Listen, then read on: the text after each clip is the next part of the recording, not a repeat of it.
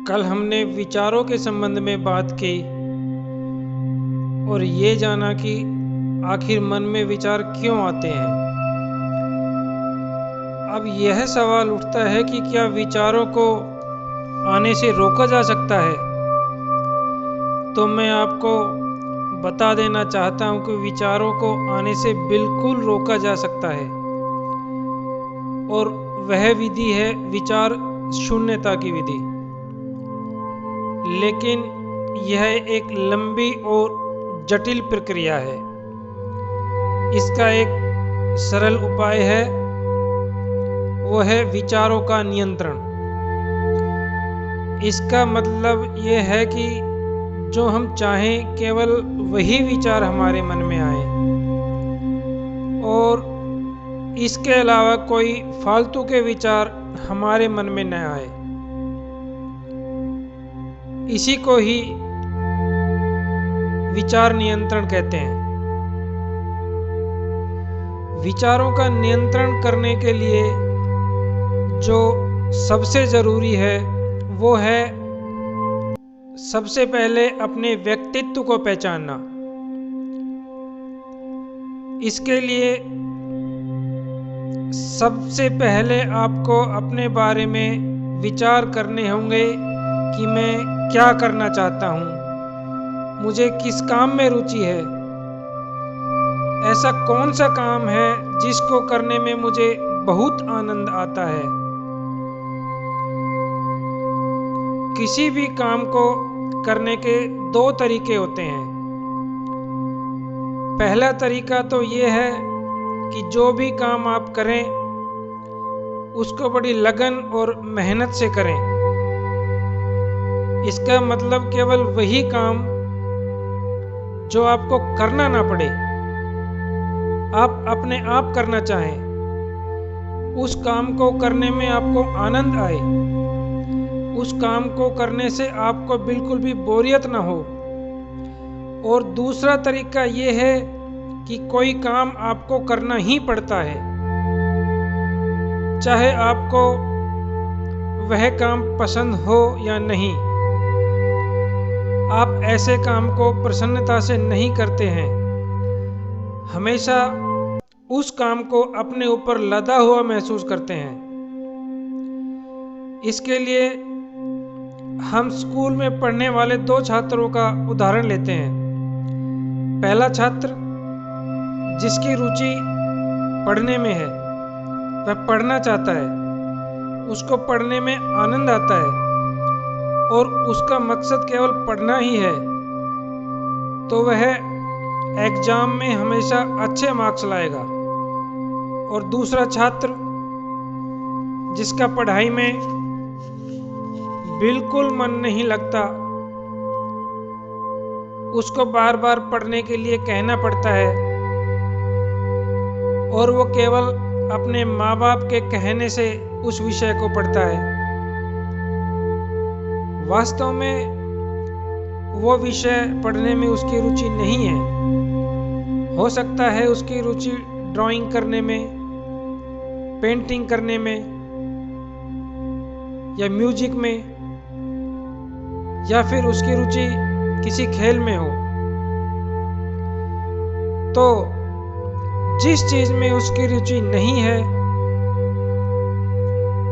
वो काम वो मन लगा के नहीं करेगा, और जिस चीज में उसकी रुचि है वो केवल उसी काम को प्रसन्नता से करेगा और उस काम में सफल भी होगा। यदि उसकी रुचि पेंटिंग में है तो वो एक बड़ा अच्छा पेंटर बन सकता है। यदि उसकी रुचि म्यूजिक में है तो वो एक बहुत बड़ा गायक बन सकता है। लेकिन यदि उसको जबरदस्ती किसी ऐसे विषय को पढ़ाया जाए जो उसको बिल्कुल भी पसंद नहीं हो, तो वो उसमें कभी सफल नहीं हो सकता। इसलिए सबसे पहले यह जानना जरूरी है कि आपकी रुचि क्या है, आपकी पसंद क्या है। एक और बड़ा अजीब उदाहरण मैं आपको इसका देता हूं। एक बार एक सज्जन मेरे पास आए और बोले कि मेरे मन में हमेशा अजीब तरह के विचार आते रहते हैं और मैं बहुत परेशान हूँ। मैंने बहुत कोशिश कर ली, लेकिन 1-2 मिनट से ज़्यादा मैं अपने विचारों को नियंत्रित नहीं कर पाता हूँ। मैंने उनसे पूछा कि आप क्या करते हैं और आपकी रुचि किस काम में है? तो उन्होंने कहा कि मैं बिजनेस करता हूँ और केवल पैसे कमाने में ही मेरी रुचि है। तो मैंने उनसे कहा कि मैं आपके विचारों को 3-4 घंटे तक नियंत्रित कर सकता हूँ। तो उन्होंने कहा कि यह असंभव है, मेरे विचार 1-2 मिनट से ज़्यादा रोके ही नहीं जा सकते। तो मैंने उनसे कहा कि मैं आपके साथ व्यापार की ही बात करता हूँ। आपको एक काम दूंगा जो यदि आपने ठीक से कर दिया तो मैं आपको 1000 रुपये दूंगा, और यदि आपने वह गलत किया तो आप मुझे 2000 रुपये देंगे। लेकिन इसके लिए केवल आपको 5 ही मौके मिलेंगे। वो सज्जन पक्के व्यापारी थे। उन्होंने पहले सारी बातें क्लियर कर ली, जैसे मुझे क्या करना है, कहाँ जाना है, क्या खरीदना है, क्या बेचना है। तो मैंने उनसे कहा कि आपको कहीं नहीं जाना है, कुछ भी खरीदना बेचना नहीं है, यहीं पर बैठे बैठे कुछ काम करना है। तो वो सज्जन तैयार हो गए। मैंने उन्हें 1 कटोरी चावल के दाने दिए और कहा कि आपको ये चावल के दाने गिनने हैं, लेकिन याद रहे गिनती बिल्कुल ठीक होनी चाहिए। यदि आपकी गिनती में गलती हुई तो आपको 2000 रुपये देने पड़ेंगे, लेकिन मौके केवल 5 ही मिलेंगे। वो सज्जन कॉपी पेन लेकर शुरू हो गए और उन्होंने चावल के दाने गिने और अपनी कॉपी में लिख लिए। फिर उन्होंने ये सोचा कि कंफर्म कर लूं, कहीं गलत ना हो। तो कंफर्म करने के लिए उन्होंने दोबारा गिनती शुरू की, लेकिन दूसरी बार गिनती में अंतर आया। उन्होंने फिर तीसरी बार दाने गिने, तीसरी बार भी अंतर आया। इस तरह उन्होंने कुल 5 बार सारे चावल के दाने गिने, तो हर बार गिनती में अंतर आया। तो वे बोले कि कृपया मुझे 1 मौका और दें।